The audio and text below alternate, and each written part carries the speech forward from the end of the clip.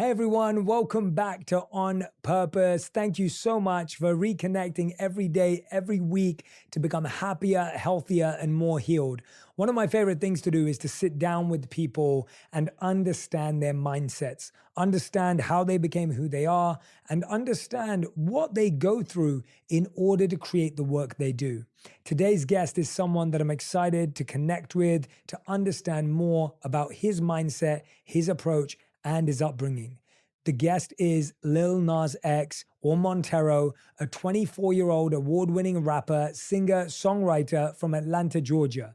Dubbed an internationally recognized phenomenon by Billboard, Lil Nas X rose to fame in 2019 when he released Old Town Road and shattered genre norms, disrupted the charts, and went viral worldwide. The song's remix with Billy Ray Cyrus became the longest-running #1 single in Billboard Hot 100 history and is recognized with numerous awards, including 2 Grammys. After a highly successful EP and several multi-platinum songs, Nas went on to release his critically acclaimed and Grammy-nominated debut album, Montero, in September 2021, which featured the culture-shifting 6-times platinum hit, Montero, Call Me By Your Name. Following the release of Lil Nas X's latest single, J. Christ, his beautiful new documentary, Lil Nas X, Long Live Montero, debuted this weekend on HBO and is available to stream now on Max. Please welcome to On Purpose, Montero, Lil Nas X. Thank you so much for being here. I'm happy to be here. I'm happy to talk about stuff. I'm happy to talk about stuff too. And I wanted to start off with, I know that you love time travel. Yeah. Yeah, I heard you were obsessed with time travel. And when I heard that, I was like, that sounds like something I'd love to hear more about. Where does that obsession come from? Where does that come from? I love the idea that you can go and change anything in the past or go to the future to see what's going on. I guess it's like a form of escapism that I just really enjoy, and I like to explore it in my art a lot. Yeah. Where have you explored changing things in the past? Like what would be fascinating for you to visit? Changing in the past? You know what? When I was younger, I always thought that's something I would want to do. But as I grow older, I don't think I want to change anything in the past. I guess I want to go to the future and maybe ask myself, what do I do now? I mean, because that's kind of where I'm at in my life right now. It's what did you do to get to where you are? Yes. I know I'm in that place, but I'm not there right now. Yeah. Where did the fascination come from? Where did it originate from? Where did it originate from? I say the Back to the Future 2 movie, not the first I love one, that. but the second one, and a lot of Family Guy episodes when Brian and Stewie go to the past. And, yeah. One of the things you said in the documentary was you said that Lil Nas X helped you understand more about Montero. And the documentary is called Long Live Montero. I wanted to understand from you, who is Montero and who's Lil Nas X? I think Montero was at first this very shy, super insecure kid and, had big dreams, but I guess was just very afraid of even being like himself. And me becoming Lil Nas X, it was almost a persona, and he could kind of just do whatever he wants and he can do anything and he can move on to the next thing and not really be pigeonholed to anything, and he helped Montero morph into that person. If that makes sense. Yeah, it does make sense. And was Lil Nas X, even if not by name, was that a character and energy that you harnessed when you were young? Was that a feeling you had when you were young, or was it something that evolved through time? I think it's something that evolved through time, through music. I think my enthusiasm or just my hunger to grow musically pushes me to do things in my personal life that I would not do. And it's not even just my personal life anymore because it's public now. And I know if I'm not able to do those things, I can't continue to be Lil Nas X, or at least that's how it works in my head. Yeah. I mean, I think a lot of people can relate to that. I think we all have the little kid inside of us that's insecure and anxious and doesn't know how people are going to react. And I think we all feel like we wish we had an alter ego or a version of ourselves that was stronger and bolder and more courageous. What kind of qualities does Lil Nas X have that you love and adore? I feel like Lil Nas X knows how to navigate any situation. He knows how to find his way out of things that may seem like very like dark and daunting. And he helps Montero do that. And I feel like that's one of the reasons why I call it Long Live Montero, because I still hope that innocent little boy inside of me like remains, you know, because I think you need that balance of, you know, that courageous and you can do whatever and still like scared, like fearful, but excited, you know? Yeah. So it's not like you're trying to remove the fear. You actually want to protect that innocence. I want to protect that innocence. And I think it's less like removing the fear and more so being able to do things even when fearful. And it's like I'm showing the younger me that exists within me, like, you can do this. You can do this. We can do this. It's going to be scary, but let's go for it and see what happens. So there was this quote in the documentary where you said, "My mind is hardwired since I was a kid that if you F up one time, you have to quit the whole thing." And my question is, when have you felt that you've done that in life? Or have you ever felt that kind of fear and then pushed through because Lil Nas X came through? You know, after the success of like Old Town Road and whatnot, I had like this dark like period of like, oh God, like what do I do? And I put out like my song Holiday like right before Montero came out. And it just wasn't living up to what I had hoped for. And like I was in a hotel room and I was just like telling myself like how much like I hate myself, you know, just like how did you mess this up and how did you get here? And like it's nothing we can do now. Like there's no reason for us to be here. And I guess that's like the childish like brat inside of me that is not comfortable working from the ground up, you know? Mm-hmm. And in my introduction to the music industry was already at the top, you know? Like it's a hard thing to live from in a sense, you know what I mean? Absolutely. Yeah. So it's the hardest thing to follow up with one of the most successful drops of all time. Yeah. How did you process that? I knew I was going to do it. I didn't know how I was going to continue. But what it took was me bringing out another side of myself, which was like Montero, Call Me By Your Name. And with that, though, I had to let go of this like childlike innocence like the public had with me, I guess. Yeah, I want to dive into your childhood, actually. I was going to ask you, like, what would you believe would be your favorite memory growing up? Like, if you were to close your eyes right now and think about Atlanta, Georgia, what's the vision or the visual that comes to mind or your heart that resonates and connects with love? I went immediately to this one, but I don't even know if it's mine. But it's like me in front of my like grandma's house.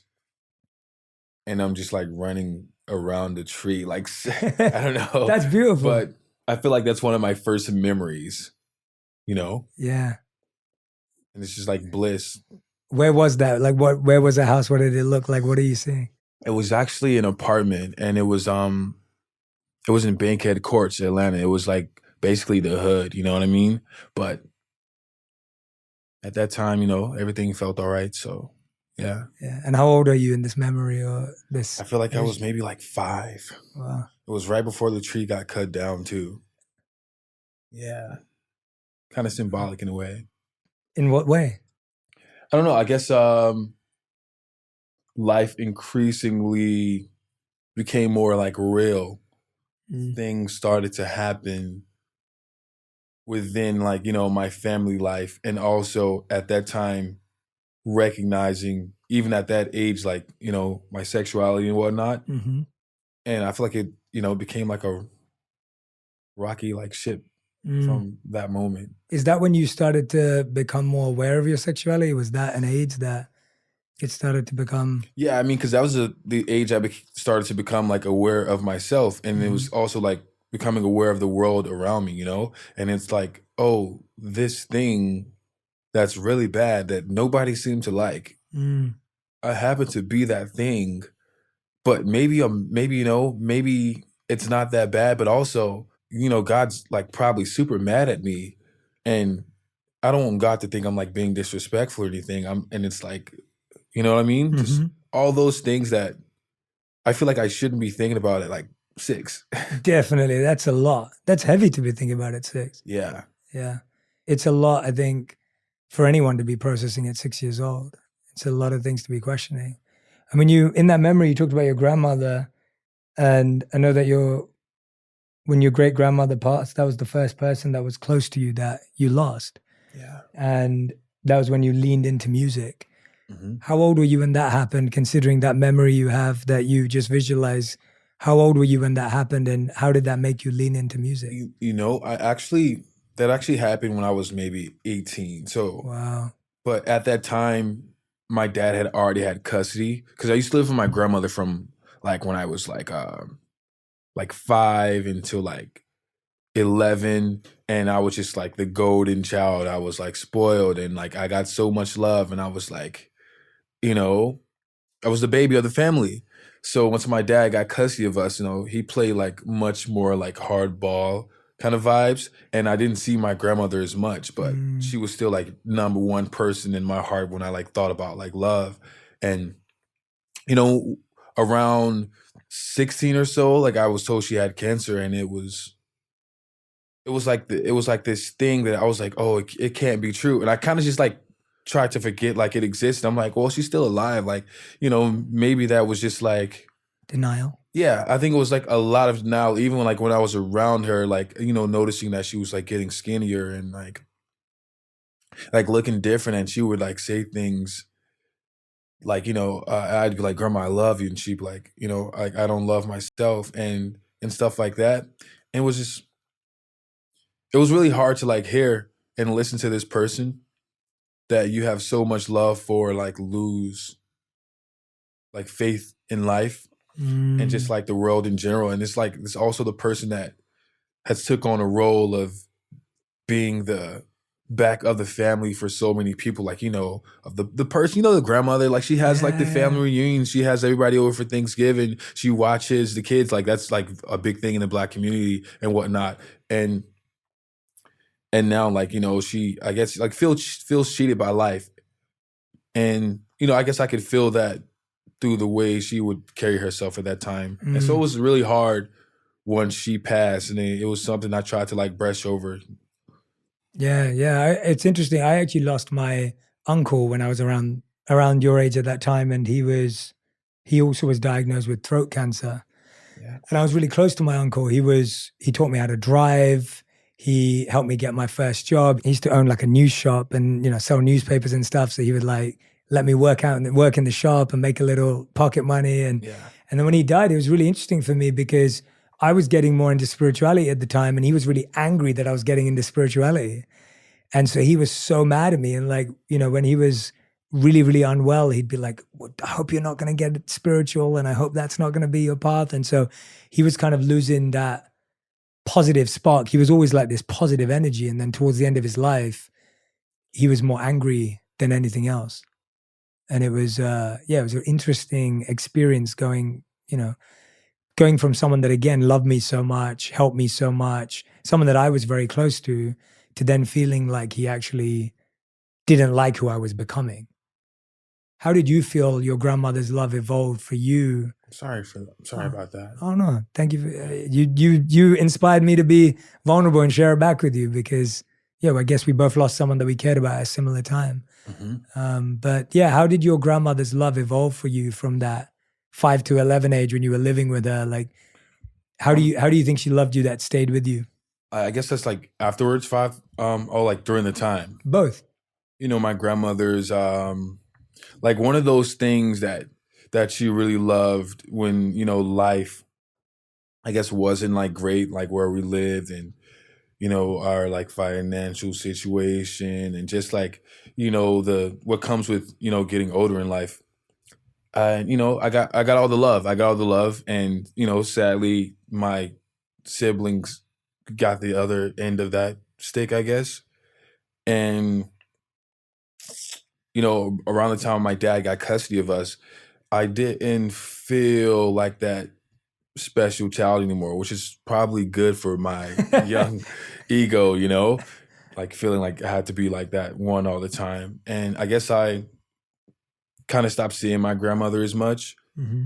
I'd go over there like a lot of the weekends and whatnot, but it was just like the thing that I can't be there anymore. Mm. And then eventually like she passed away, and it was just like, it was very confusing. Do you remember the first song that you made after her passing, or any music that came from that? I made a song called like Carry On, and it was pretty much about how I like felt like very selfish about not being there when she passed away, when I was supposed to be there that day, but I was so stuck on social media, you know what I mean? And I was so like really like into Twitter and trying to, build that, even though I know my grandmother's like on her last days. And it was just like, I just felt like very selfish, because it was, like this person that showing you so much love, and you're not there because you're like trying to get these people's attention online. Yeah, I think a lot of people can relate to that too. You get so obsessed with your career or a direction or a path, and it's working and it's winning and there's momentum. Yeah. And we all kind of, and you were young when that happened for you, but a lot of people into their 30s, 40s, 50s will, attest to that and put their hand up and say, they've done that, where they've over prioritized their career to their relationships. How's that shifted how you've lived since then? Like that reflection or realization that you've had? I'll be honest. I'll say I was still kind of like that way up until these last like maybe 2 years of, I guess, my break from like music or whatnot. I've started to really actually like cherish like being with my family and stuff, because it's like these people are growing up so fast, like my nieces and nephews, and you see that on TV and you feel like it's like cliche or whatnot, but it happens like so fast. And I feel like the older I get, the faster these years like somehow go by. And yeah, pretty much. Yeah, that's a wise realization to have at 24. I'll tell you that. Like that's early. I think most people that I speak to, again, like you're saying, we hear the cliche, we see it, but I'd say most people don't get to that realization until they're like 30, 40, maybe even later on in life. It's a weird one, because you kind of feel like you'll be the exception. Yeah. Right? Like everyone feels like they'll be the exception. Maybe their life will go slower. They'll have time for everything. There was another line in the documentary that really resonated with me. There were so many things that I can't wait for everyone to watch the documentary, honestly, because as someone who knew your music, was aware of you, I felt like I got really invited into your stream of consciousness during it. And I so appreciated, I found your thinking out loud to be extremely comforting, even though we've never met each other and we don't know each other. Yeah. And there were so many things that you said where I was like, oh, I can relate to that in some way. And this was another one. You said, a lot of the times when I'm scared, it's when I'm about to do something that will change my life drastically. And I was going to ask you, what scares you the most right now, or what do you feel fearful about right now that you think might be on the verge of changing your life drastically? I'll be honest, managing money has always been something I've had to stay mindful about. It feels like everywhere you turn, someone's trying to make you spend. That's where Acorns comes in. Acorns is a financial wellness app that makes it easy to start saving and investing for your future. You don't need to be an expert. Acorns will recommend a diversified portfolio that matches you and your money goals. You don't need to be rich. Acorns lets you get started with the spare money you've got right now, even if all you've got is spare change. Sign up now and join the over 13 million all-time customers who have already saved and invested over $22 billion with Acorns. Plus, Acorns will boost your new account with a $20 bonus investment. Offer available at acorns.com/purpose. That's acorns.com/PURPOSE to get your $20 bonus investment today. Paid non-client endorsement. Compensation provides incentive to positively promote Acorns. Tier 6 compensation provided. Investment involves risk. Acorns Advisors LLC, an SEC registered investment advisor. View important disclosures at acorns.com/purpose. I'm Cheryl Swoops, WNBA champ, 3-time Olympian, and Basketball Hall of Famer. I'm a mom and I'm a woman. I'm Tarika Foster Brasby, journalist, sports reporter, basketball analyst, a wife, and I'm also a woman. And on our new podcast, we're talking about the real obstacles women face day to day. See, athlete or not, we all know it takes a lot as women to be at the top of our game. We want to share those stories about balancing work and relationships, motherhood, career shifts. You know, just all the shit we go through. Because no matter who you are, there are levels to what we experience as women. And T and I, well, we have no problem going there. Listen to Levels to This with Cheryl Swoops and Tarika Foster Brasby, an iHeart Women's Sports production in partnership with Deep Blue Sports and Entertainment. You can find us on the iHeartRadio app, Apple Podcasts, or wherever you get your podcasts. Does your heart long to wander?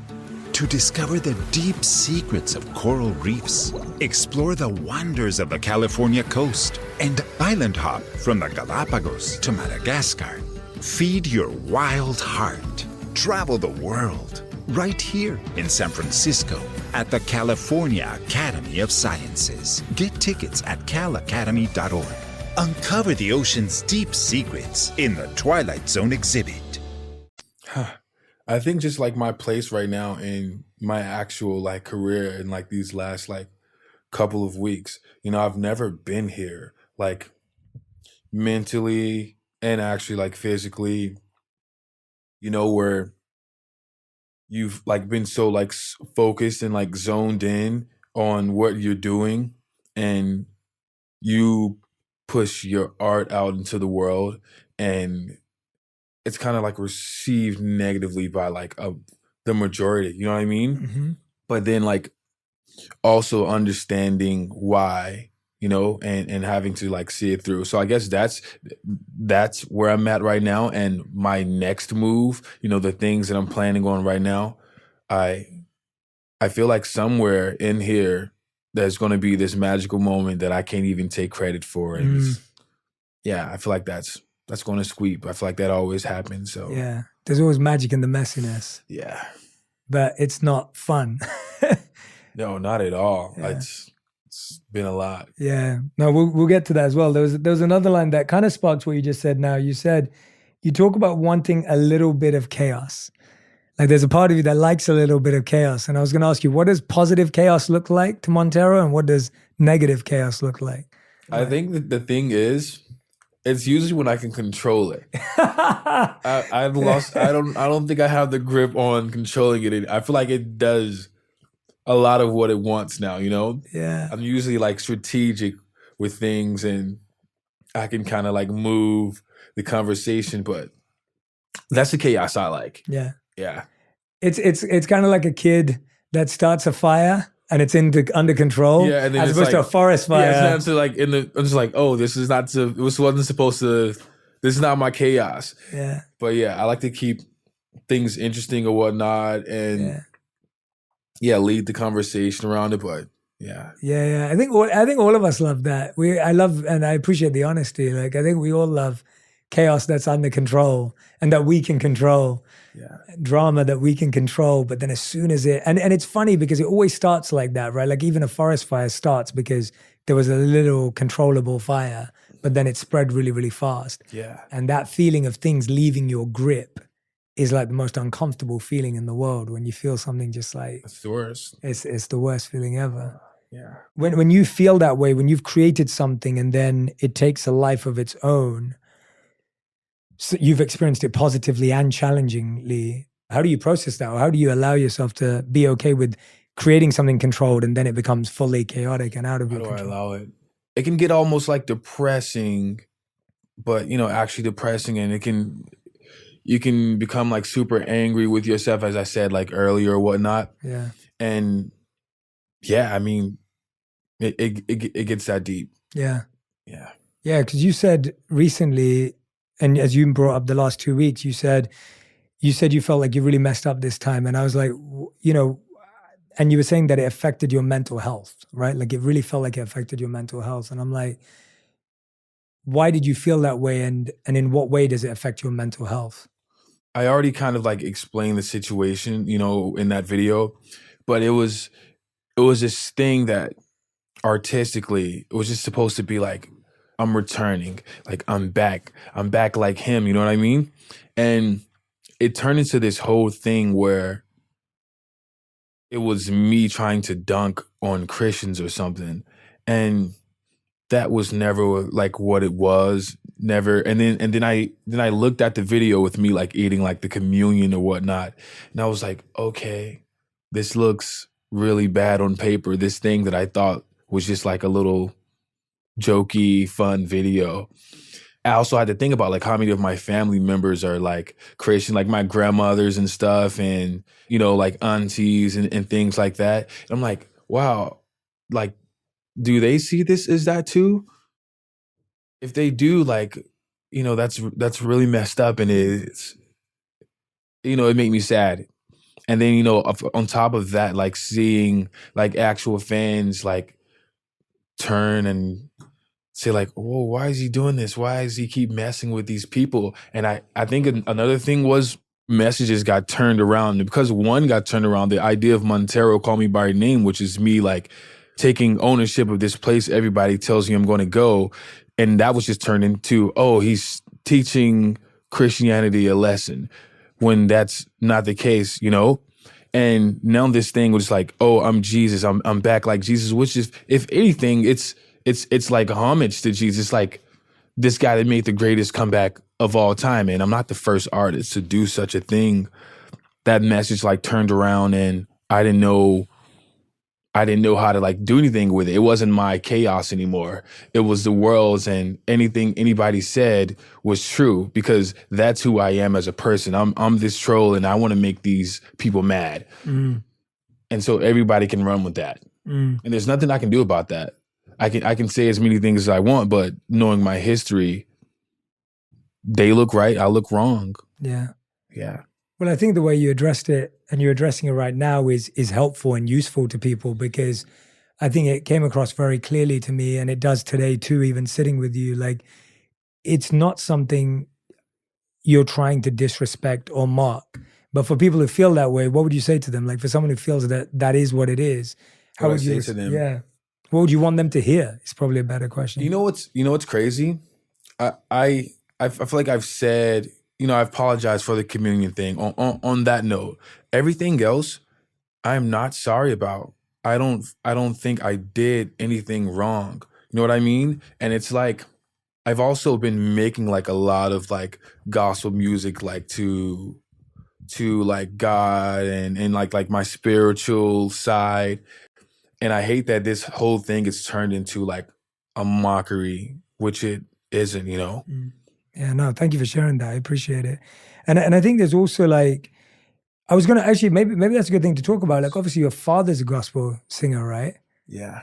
I would love for you to talk about your relationship with your father, to give kind of context to the conversation we're having right now, because I'm not sure how many people are aware of your deep Christian roots. So walk us through some of your relationship with your father and how that's evolved, which comes across in the documentary for sure. I feel like me and my father have grown closer as I got older, because the version of me that he saw wasn't really me. It was the version that I presented to him.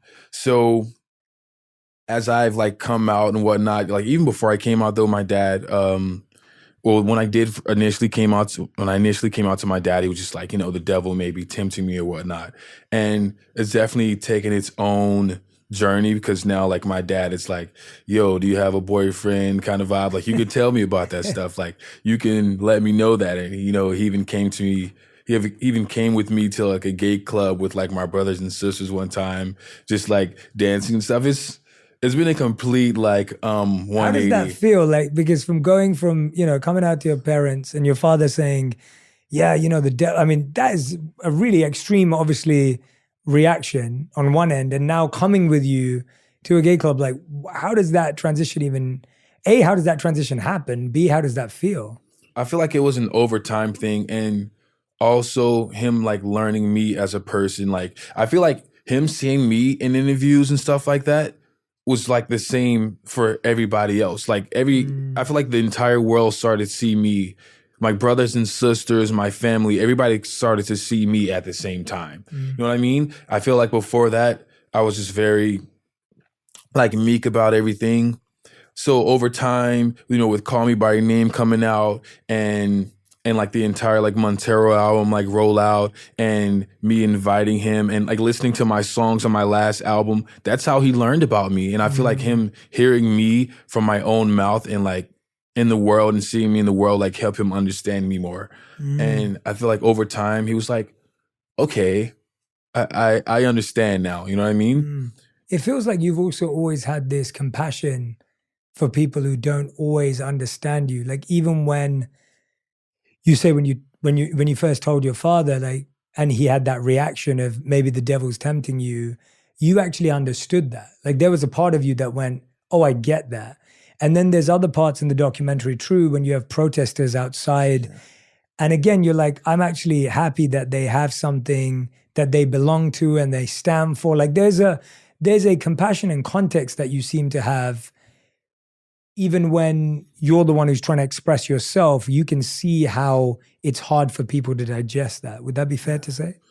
For sure. I mean, the truth is I feel like over like the last couple of years, I've learned not everybody is against you. It's just like against you, you know? There's a lot of like learned things, you know, a lot of things over time people have latched onto it in their brains. It's hard to let go of. So they see you as this way because of something that was, you know, far beyond their control. Things they've been taught since they've like grew up, you know, like my dad has been taught and like shoved in his head, you know, and everybody in the world, like we all have like ideals like put into our brains. And I don't want to like try to be a thing where it's easy to paint people who don't like you as like haters or just like evil and like bigot and whatnot. But it's like these people just genuinely don't understand you, and inside of their mind, like it's like fear, you know, it's like fear and it's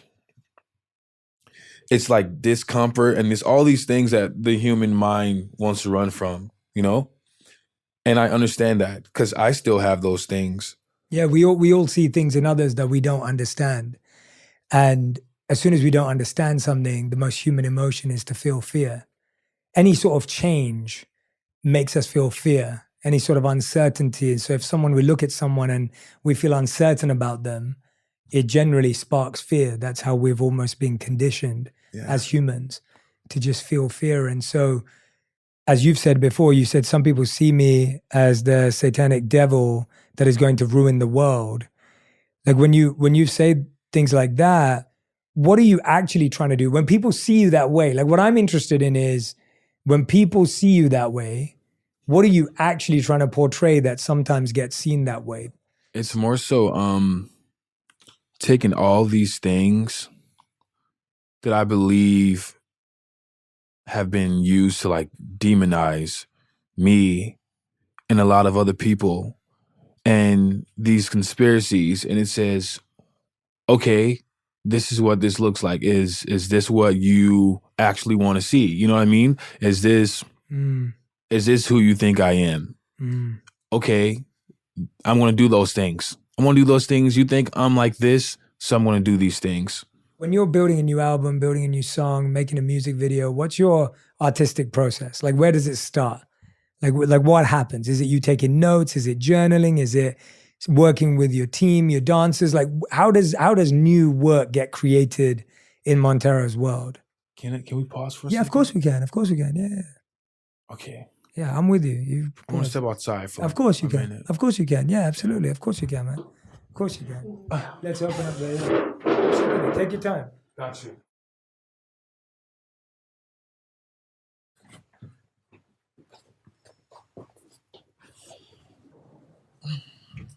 What would you like to say? Where's your heart? Well, first I'll say what I said out there. I'm trying to be authentic and say, words from my heart, but I feel like it ends up sounding rehearsed. And I guess I'm trying to get there, but yeah, I'm doing my best. But we can move from this. Yeah. Yeah. Yeah. And all you could ever be asked for is doing your best. So can't ask for anything more. And I think we're kind of all in that pressure of trying to be authentic selves, but then there's that famous meme on social media that I see all the time that says, society says be yourself, and then society says no, not like that. Yeah. And I think we all kind of spend some time. That's authentic. That's true. Yeah. Yeah. Society doesn't really want like people to be like themselves and stuff like that. Just like to a degree. Yeah. We want everyone to be authentic in a way that makes us feel good. The truth is if everyone was authentic, oh boy, this world would be insane. What would it be like? It would have some great things, but definitely like some terrible things too. Yeah. Yeah. So it's probably better that everyone's a little less authentic. It's an interesting conversation. Authenticity is an interesting conversation. I think it depends on what you see as better. Like positive and light, does that automatically equals like better? Like, because I feel like some dark things help bring light, Mm-hmm. balance. Mm-hmm. Mm-hmm. Yeah. Yeah, it's almost like, I feel like even internally when you're doing the work. Shadow work and stuff like that. You have to go through a lot of darkness. You got to understand like what you are capable of and like who you are, and decide not to do like that bad that you could do, Mm-hmm. Yeah. Do you do a lot of inner work? Is that kind of, I know you became spiritual and you got involved in a bit of your own spirituality. What does that look like, exploring your own spirituality? What does that look like in your definition, in your words? Yeah, I do a lot of like inner work and understanding like who I am, but also like trying to let go of the pressures of, I guess, what I feel like society a lot of times will want me to be. Mm-hmm. Like this big, brave, like champion for the community, which I can't be at all times. You know what I mean? I just want to do me sometimes. Of course, like I want to do what I can, but I want it to come naturally. And is there a lot of pressure sometimes, it feels like, to always have to be? I was joking about it with someone else the other day. Like whenever I'm around someone, I always feel the pressure that I have to say something wise because that's the kind of, and so like when I'm around someone, it's kind of like being around a comedian and they have to be funny. Yeah, right? I think it's exactly that. Yeah. I think it's exactly that. Even like with the funny thing sometimes, because I'm an online troll and stuff. Yeah. I'm like, I don't want to be funny right now. I want to eat this food and not really talk to you. I want to scroll on my phone a little bit and eat this food. Yeah. But the whole thing, like even with like Montero still like riding on my back, like we're talking about it right now, and me like featuring the video and stuff, and it's like that's just what I want to do. It wasn't. I'm not always trying to like make a deep message. I guess if that makes sense. Yeah. So sometimes you're just trying to have fun. Not even just trying to have fun. It's just a lot of things I do. Most things through my art are for me, and just thankfully other people can see it as helping them. It's coming as a form of self-healing and self-expression. And then if it connects with people, I pray it connects with you. Yes.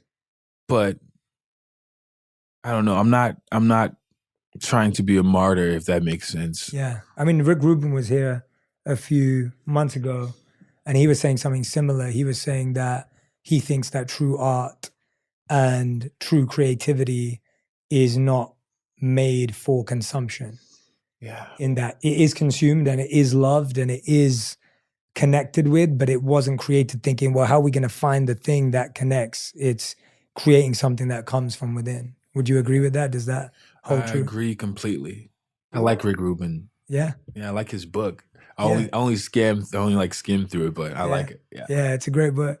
Did you When do you feel you're connected to your most authentic 360 self? Like, what are you doing when you feel that way? Because I know in the documentary, it seemed like when you're with your dancers, who are also your friends, that felt like a form of self-expression and connectedness where you feel like you can let go and be funny and be larger than life and be creative. Would you say that's where it comes through? I'd say if anything, it's when I'm creating music. And I guess that's like the thing that an artist should say or whatnot. But it's the truth. When I'm like making a song and when I can completely like let go of how it's going to be received, I just feel like I feel like everything has come to me. All of my energy is not like all out into the world. Like I feel like just one being like connected to everything. It's a feeling like I can't describe. Like no amount of success will ever like equate to it. I don't know if I'll ever like find love that strong. I hope so.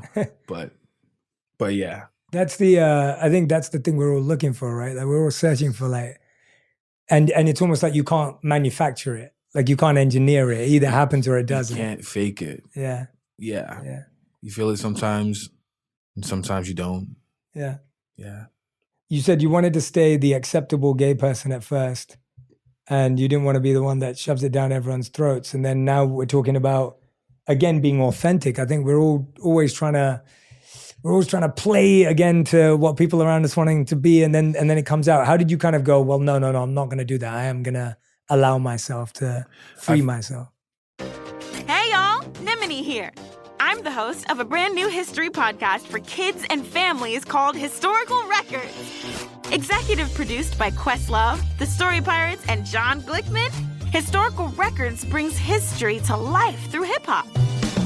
Smash, slam, another one gone. Bash, bam, another one gone. The crack of the bat and another one gone. The tip of the cap, cause another one gone. Each episode is about a different inspiring figure from history. Like this one about Claudette Colvin, a 15-year-old girl in Alabama who refused to give up her seat on the city bus 9 whole months before Rosa Parks did the same thing. Check it. And if you get with me, did you know, I wouldn't give up my seat.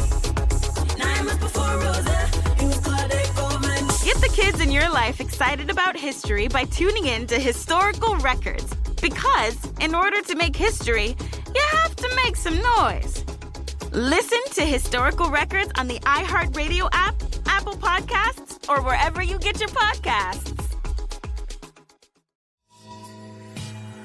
In a galaxy far, far away. No, babe, that's taken. We're in our own world, remember? Right. In our own world, we're 2 space cadets. And totally normal humans. Sure, totally normal humans. Embark on a journey across the stars, discovering the wonders of the universe 1 episode at a time. We'll talk about life, love, laughter, and why you should never argue with your co-pilot. Especially when she's always right.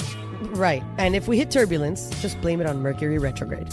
Or Emily's questionable space piloting skills. Hey, join us on In Our Own World for cosmic conversations, stellar laughs, and super corny dad jokes. Listen to In Our Own World as a part of the My Cultura podcast network, available on the iHeartRadio app, Apple Podcasts, or wherever you get your podcasts. And don't worry, we promise to avoid any black holes. Most of the time.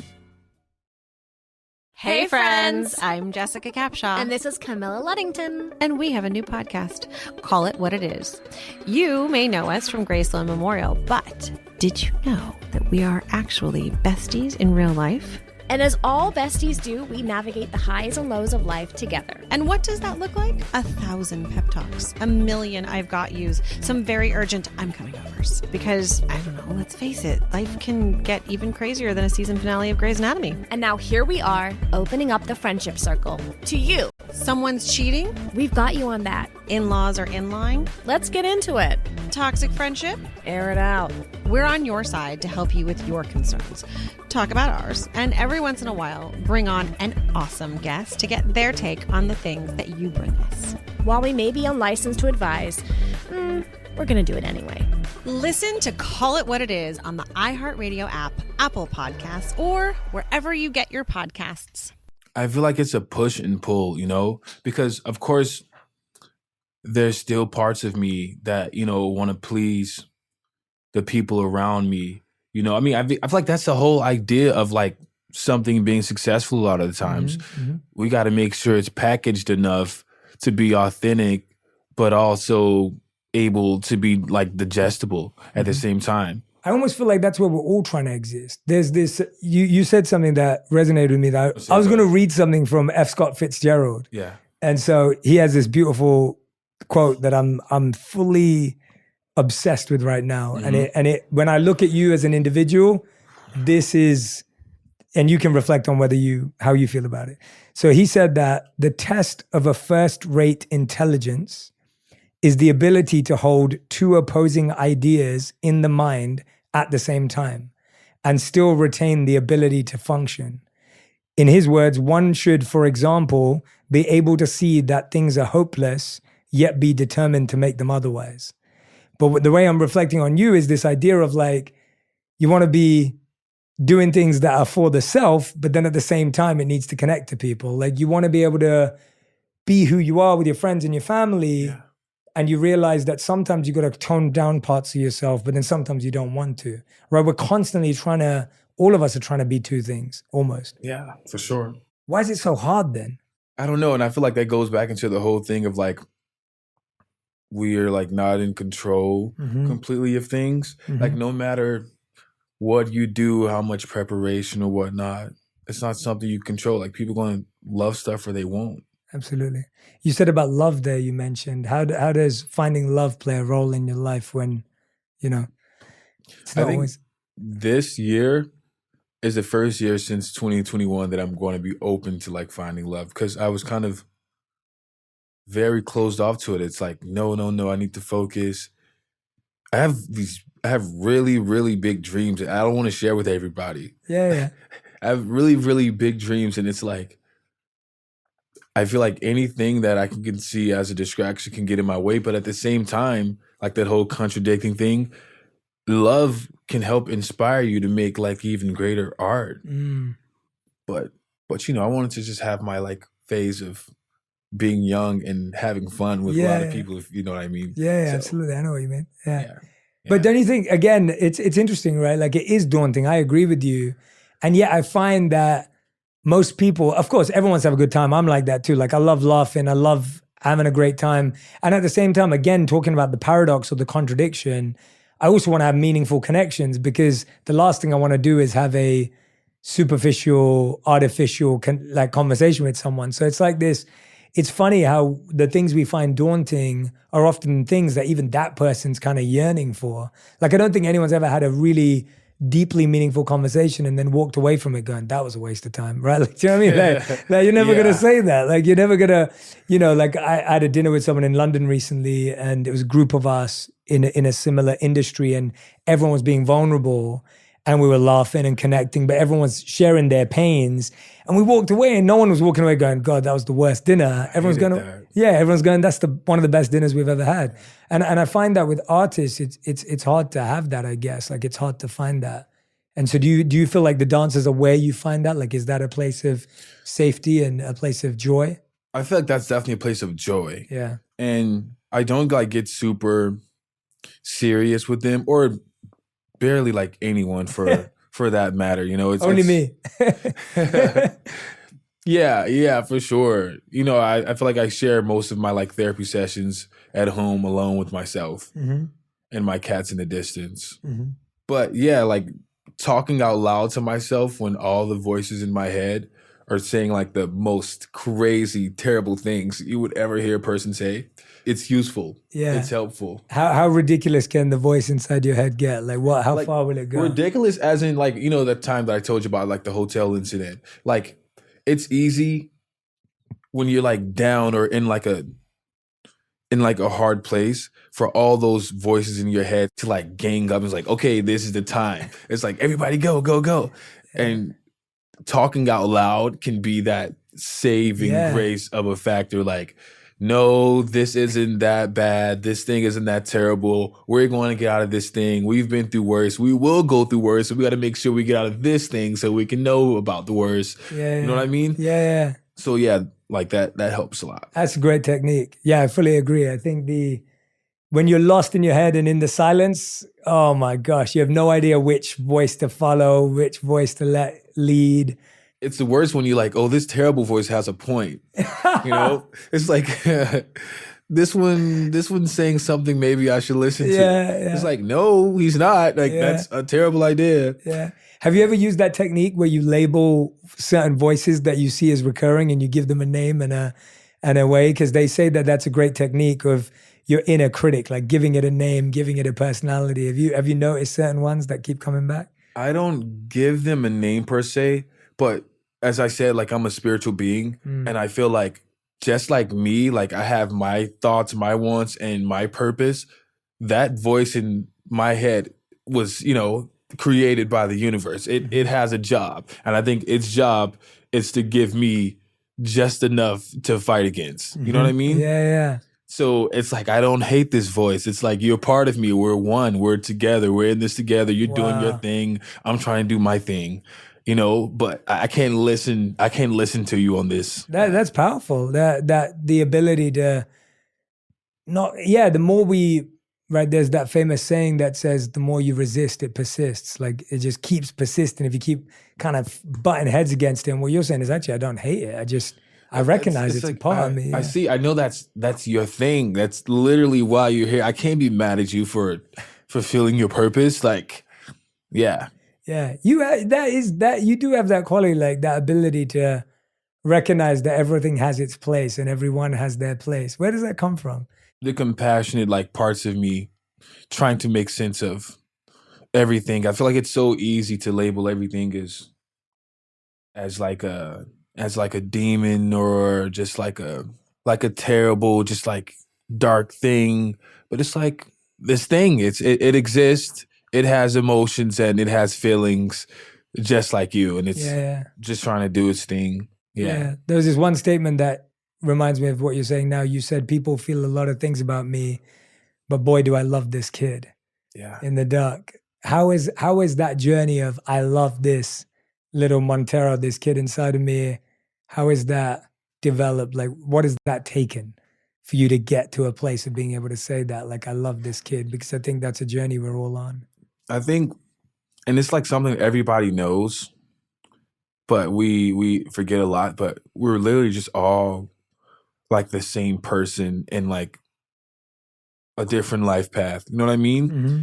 And once I can really just understand and recognize that every single person has like these thoughts or a form of like these thoughts that I have in my head, I know I shouldn't like feel bad about where I am or what I think and, what I'm doing, because that's what this version of me is doing. Like that's where I am, and I have to love him through it and like understand that he's going to make these, mistakes, and he's going to have accomplishments, and he's going to have great times, and he's going to have bad times, and he's going to do amazing things, and he's going to do terrible things. And it's like, I have to allow him to grow through that. And me joining the world or anybody else and being hard on this kid is not going to help. Yeah. I was just saying the other day, I was saying to someone, you can't guilt yourself into growth.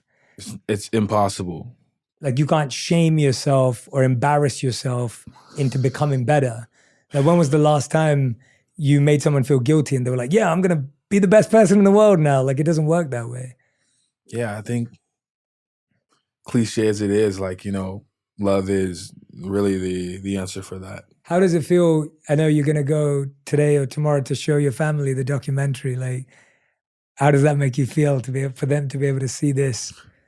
I think I want to be very like self-conscious, the whole time. Like, yeah, just like, oh my God, like, what are they thinking about this? And, I've said things in this documentary that they've never heard me like say, or my perspective on like a lot of different things. And even them, talking about them and how I feel close or not close with them. Yeah, it's a lot. Although it comes across, I'm hoping in a way that they can digest it. There's a lot of love you have for your nephew. Yeah. And your relationship of him not wanting to see you differently. How is that relationship? Like, progressed? And because how old is he? He's young. He's 11. He's about to be 12 this Yeah. year. I feel like, he's one of the only people in my family that calls me like 24/7. Wow. And I just really like appreciate that because, before they get to like their age where they're just like too cool and whatnot, I'm happy to have like that person that still, I don't know, is inspired by me or still like loves me like all the same.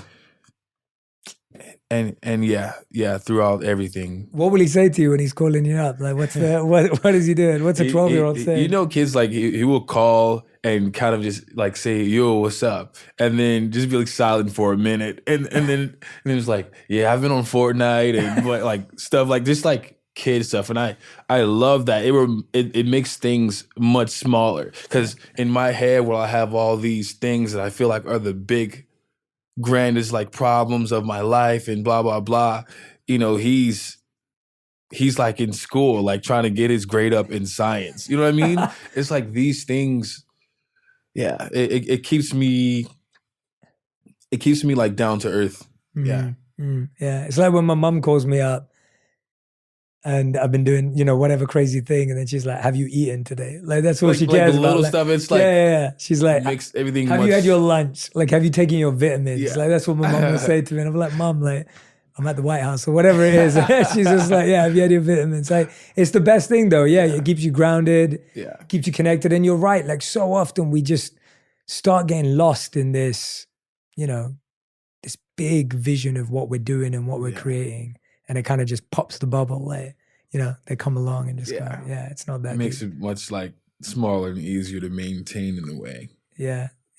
You said something about the family that really resonated. You said, "How can we get everyone in a house within 5 years without me paying for it?" And I was like, what does that new level of relationship of desire mean to you? Like, what are you trying to create there, or where does that thought come from? I feel like that opens a bigger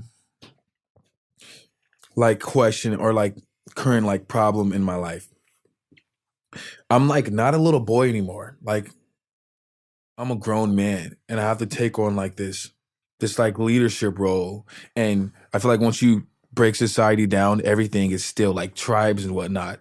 And I have tribes, like on my family, like this is my tribe, or like my team around me in my career, like this is my tribe. I have to get in the front of this and try to figure things out and like try to understand like how do these people work best? Like how can I get you, to doing your best thing, and how can I get you to doing your best thing so we can all progress? Because of course, I got to get myself right first before I do anything. But it's like also I have to understand like how can I help you? I'm in this place. I believe the universe sent me here to try to fix things. It's like how do I build your confidence up? Like with my brothers and sisters, like how do I build your confidence up?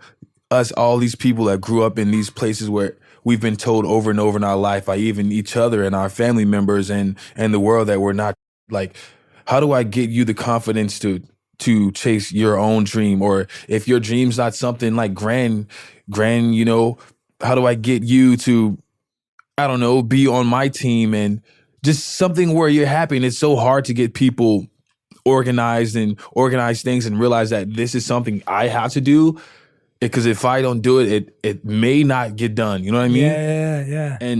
But yeah, I'm at that place where I'm trying to figure that out. Yeah, I can understand that. It's hard because you got so many roles on your team.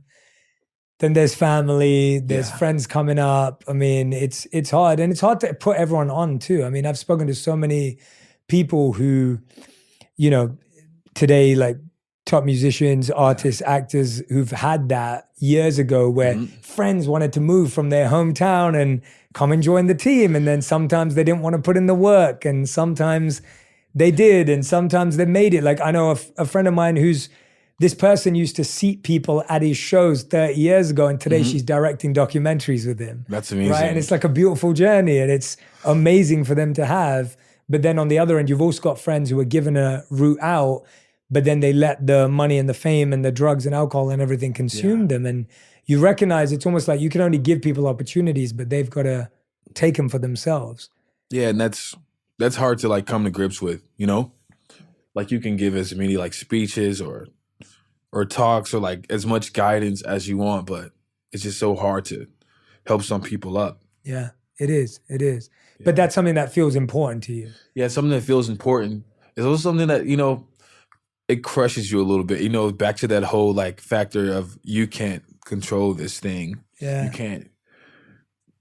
There's nothing you can do about this. Yeah. I feel like this is not a question that me and you can solve here at all, because it is almost the question of life. But it's like, how do we deal with our lack of control every day? Like, how do we deal with the fact that we can't control things? Or how do you deal with the fact that you can't control everything on all of these areas? Yeah. How have you found any coping mechanisms? I have. Oh, cool. Okay. And I have one main coping mechanism, and it's so silly, but it helps me through life a lot. I'm excited. And it's like, dude, you're a gummy bear. And I know it doesn't make sense. I love gummy bears, so I'm listening. But it's like all of this is in our head. It's all like a journey in the grand scheme of things. As this individual, I am just a gummy bear. It's not that serious. It's not that deep. Keep moving forward. Of course, it's a contradiction because it's everything to me. It means everything to me. It's my whole being. But it's like, but I'm also a gummy bear. So it doesn't really matter if this thing, you know, it doesn't matter. Like, dude, relax, you know? So it's like a fight between those two. But that, me being a gummy bear is like one of the only things that's going to get me through this really hard thing that I'm fighting or facing. You know what I mean? Yeah. I like that. I've never heard it put that way. So I like it. I like that it's silly. It's, the idea of embracing our own insignificance. It's like we have our significance. We know what we're doing is important, but at the same time, we've got to embrace the insignificance of the irrelevance. It's like, relax. Like, it's not that serious. It's super serious, but it's not that serious. Yeah. That's a funny conversation inside for sure. Yeah. There was another thing that came up, was you said that if I settle into a house, I feel like I'll have to be there forever. And there's this idea of like, you know, there's a shot in the documentary with all your suitcases there and you're like not sure about the couch. And I was wondering, like, where does the fear of being somewhere forever come from? I think it's like the whole idea of like becoming comfortable, you know? And of course I do have like couches and stuff now. I have like a new couch and I have like my cats, which I was very like hesitant to do. But, you know, I was very afraid of getting like super comfortable with my like Hollywood life. You know, I have like my house and stuff, and now I'm going to get all my Grammys over here, and I'm going to put my couch right there, and here's my Mona Lisa painting, like stuff like that. I was very fearful that once I did that, I'm just going to like relax all the time. But now I see it differently. It's like, I want to relax sometimes to keep myself sane. And I am going to like put my house together because there's nothing wrong with that. Yeah. And I have to live because, as I said, like this goes by so fast. Yeah. I'm 24, like going on 25. And I feel like 2 days ago I was 19, you know? Yeah, I feel like your home has to be a sanctuary for you, whatever that means for you. Like it fills and fuels you up for the crazy life you live. Because I'm sure you're going on tour again. You will go on multiple tours across your lifetime. Like, the time that you are spending there, you want it to be comfortable. You want it to be re-energizing. What does that look to you? What does rest look like for you now? Like, what does taking a break look like to you? Because you are someone who's ambitious and hardworking and driven. But now to get back up on that. I think I have one main thing, and it's super simple. It's going to see a movie. I like to go and see a movie like, I don't know, once, maybe twice, sometimes even 3 times like a week.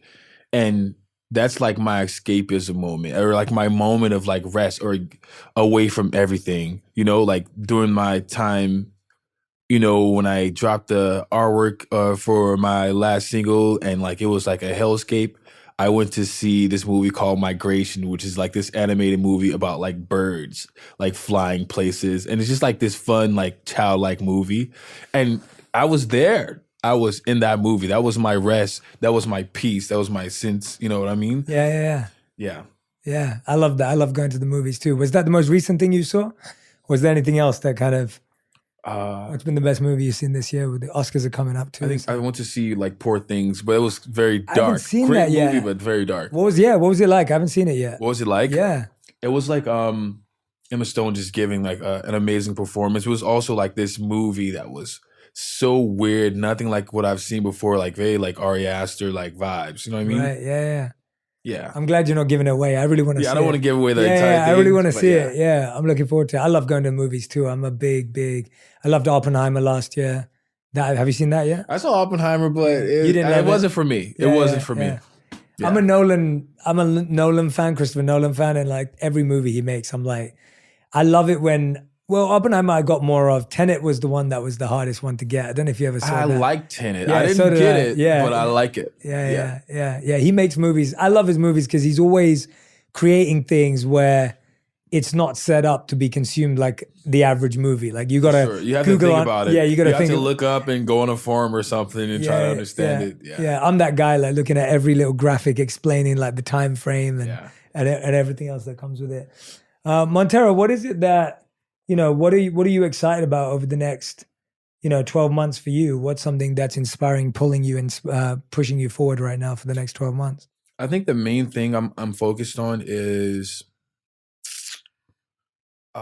picking myself up out of this hole that I like feel that I'm in, you know what I mean? And trying to figure out which songs of the hundreds or whatnot I've been working on suit me best for